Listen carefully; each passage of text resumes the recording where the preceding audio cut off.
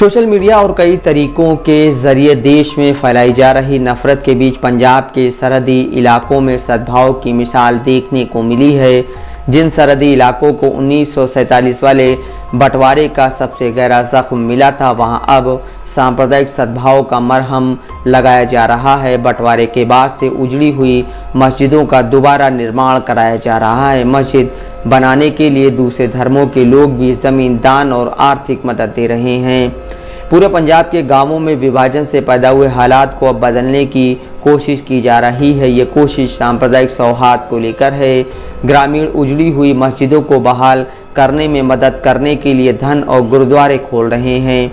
ऐसी मस्जिदों को लेकर द इंडियन एक्सप्रेस ने एक रिपोर्ट छापी है। इस रिपोर्ट के मुताबिक जमात इस्लामी हिंद की पंजाब शाखा का कहना है कि पिछले कुछ सालों में 165 से ज़्यादा मस्जिदों को बहाल किया गया है। ऐसी हालत उस राज्य की है जहां आज़ादी के समय मुस्लिम आबादी 40% से घटकर अब 1.93% रह गई है।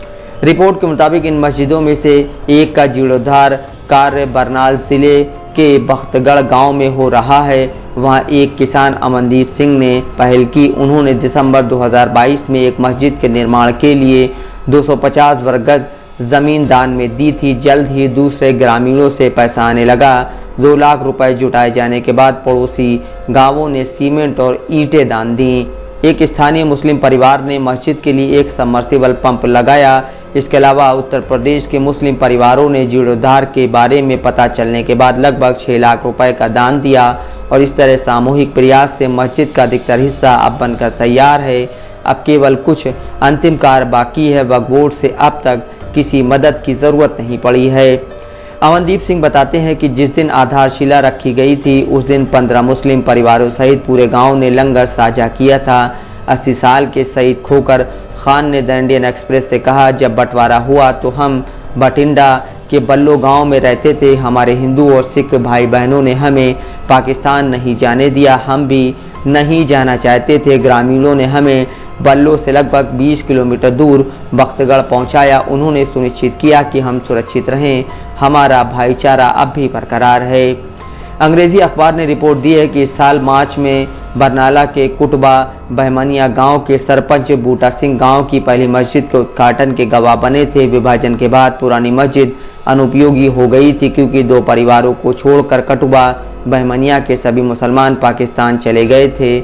जमात इस्लामी हिंद के मोहम्मद हनीफ धुरी के शेरपुर सोड़िया गांव में 120 साल पुरानी एक परित्यक्त मस्जिद को बहाल करने की बात करते हैं। उन्होंने कहा कि जिस दिन आधारशिला रखी गई थी गांव ने जश्न मनाने के लिए मीठे चावल बांटे थे।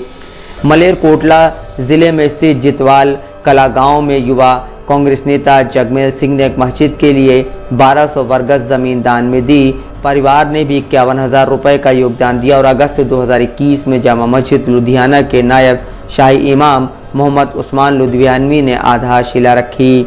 रिपोर्ट के मुताबिक नायब शाही इमाम उस्मान लुधियानवी ने लुधियाना के महला गांव के एक व्यक्तिगत अनुभव का उल्लेख किया है जहां केवल एक मुस्लिम परिवार बचा था। जहां 2016 में हिंदुओं और सिखों ने एक मस्जिद को बहाल करने के लिए एक साथ रैली की थी। रिपोर्ट के मुताबिक शाही इमाम कहते हैं, पंजाब में हम सभी पंजाबी के रूप में रहते हैं, न कि सिख हिंदू या मुस्लिम के रूप में। पंजाबियत हमें आगे बढ़ाती है। हम ईद, गुरु पर्व और दिवाली एक साथ मनाते हैं। अंतर धार्मिक लंगर होते हैं। Bureau report, Dastak live news.